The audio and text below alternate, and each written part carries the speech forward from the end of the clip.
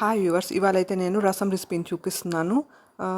ఫ్రెష్గా జీలకర్ర, మిరియాలు వీటినన్నిటిని డ్రై రోస్ట్ చేసి రసం చేసామంటే టేస్ట్ బాగుంటుంది.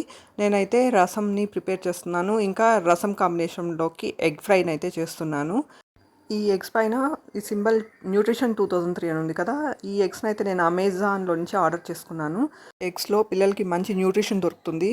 సో నేనైతే రసం చేసేసి వాటి కాంబినేషన్గా ఎగ్ ఫ్రై చేస్తున్నాను. ముందుగా ఆయిల్ వేసి, ఆయిల్ వేడయ్యాక జీలకర్ర, పచ్చిమిర్చి, ఒక 2 పెద్ద ఉల్లిపాయలను సన్నగా కట్ చేసి వేయించుకున్నాను. ఆ తర్వాత ఒక టమాటోని కూడా వేసి బాగా వేయించుకున్నాను. ఆ తర్వాత కొంచెం ఉప్పు, పసుపు, మిరప్పొడి, ధనియాల పొడి వేసేసి బాగా వేయించుకొని, ఆ తర్వాత ఎగ్స్ని అయితే కొట్టిపోసేసి ఒక 3 నిమిషాలు అలానే ఉంచేసి మూత పెట్టి ఆ తర్వాత అయితే కలిపేసాను అనమాట. అంతే. కలిపేసుకుంటే healthy and tasty egg fry ready అయిపోతుంది. ఈ ఎగ్ ఫ్రై రెసిపీ రసంతో చాలా బాగుంటుంది. ఈ ఎగ్స్ అయితే క్వాలిటీ కూడా చాలా బాగుంది. ఎగ్స్లో vitamin A, D, vitamin B12 ఇంకా ప్రోటీన్ అధికంగా ఉంటుంది.